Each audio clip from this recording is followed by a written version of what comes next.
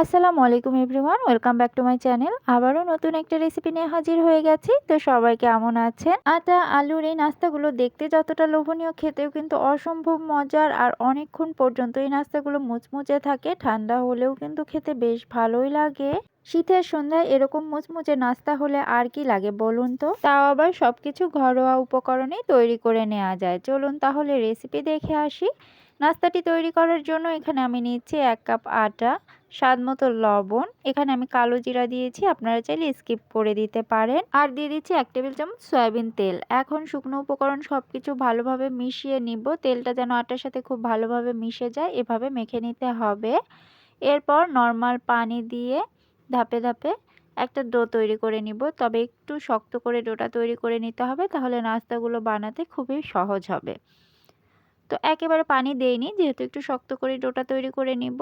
তো দেখুন ধাপে ধাপে পানি দিয়ে ডোটা তৈরি করে নিয়েছি। ডোটাকে এখন ঢেকে একপাশে রেখে দিচ্ছি। এখন আমি আগে থেকে 3টে আলু সেদ্ধ করে রেখেছিলাম, তো খোসা ছাড়িয়ে নিয়েছি। এগুলোকে এখন আমি ম্যাশ করে নেব। তো আপনারা যেটা দিয়ে ভালো হয় সেটা দিয়ে ম্যাশ করে নেবেন। আমি কাঁটা চামচ দিয়ে এভাবে সবগুলো আলু ম্যাশ করে নিচ্ছি। মোটা কোনো যেন দলা না থাকে সেদিকে লক্ষ্য রাখতে হবে।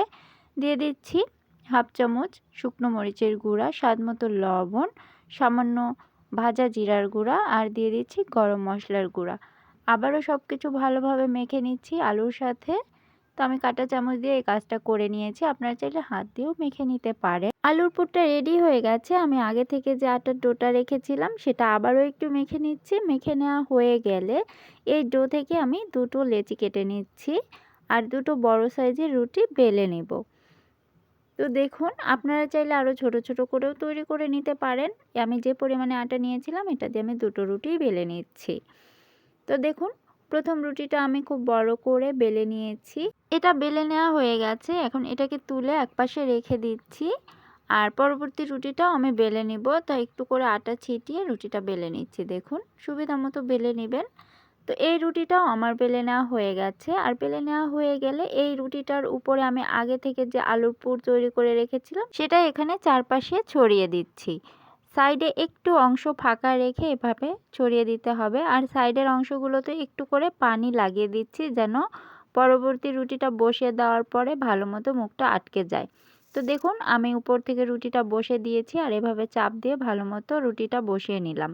এখন আমি একটি চাকু দিয়ে একদম মাঝখান থেকে দুভাগ করে দিচ্ছি রুটিটা। তো আপনারা পিৎজা কাটার দিয়েও এটা কেটে নিতে পারেন।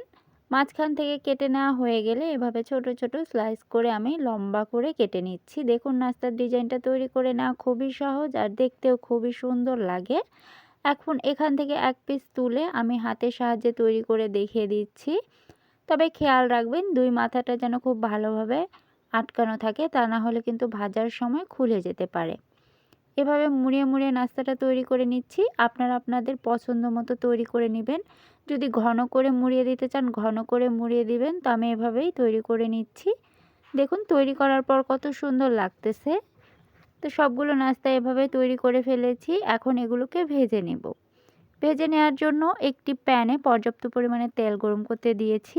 এখন নাস্তাগুলো তেলের মধ্যে ছেড়ে দিচ্ছি, তবে দুপাশ থেকে ধরে এভাবে দিলে লম্বা লম্বা হবে, তা না হলে কিন্তু বাঁকা হয়ে গেলে নাস্তাগুলো বাঁকাই ভাজা হবে। তো লম্বা দেখতেই ভালো লাগছে, এজন্য দু হাত দিয়ে ধরে ধরেই দেওয়ার চেষ্টা করবেন। আর 2-1 মিনিট পর হালকা হাতে নেড়ে চেড়ে দিতে হবে। দেখুন নাস্তাগুলো ভাজা হয়ে গেছে। আলুর পুরের জন্য খুব সুন্দর একটা কালার এসেছে, একদম ভেতরে লাল কালার, উপর থেকে সাদায় মোড়ানো, দেখতে খুবই সুন্দর লাগছে। তো তেল ঝরিয়ে নাস্তাগুলো নামিয়ে নিচ্ছি।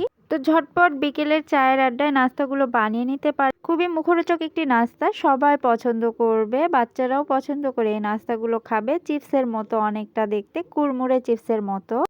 তো হুটহাট মেহমান আসলেও আপনারা এই নাস্তাটা বানিয়ে নিতে পারেন। খুবই সুন্দর ডিজাইনের নাস্তা। আর বানাতে যে খুব বেশি সময় লাগে তেমনটাও না, খুব সহজে খুব তাড়াতাড়ি বানিয়ে নেওয়া যায়। প্রিয় দর্শক, আমার এই রেসিপি যদি আপনাদের কাছে ভালো লেগে থাকে তাহলে অবশ্যই চ্যানেলটি সাবস্ক্রাইব করে দিয়েন আর পাশে থাকা বেল আইকনটিতে ক্লিক করে রাখবেন, তাহলে আমার নিত্য নতুন ভিডিও সবার আগে পেয়ে যাবেন। আর অবশ্যই লাইক দিয়ে যাবেন, লাইক দিলে ভিডিও করার আগ্রহ আরও বেড়ে যায়। এখান থেকে একটি নাস্তা আমি আপনাদেরকে ভেঙে দেখাচ্ছি।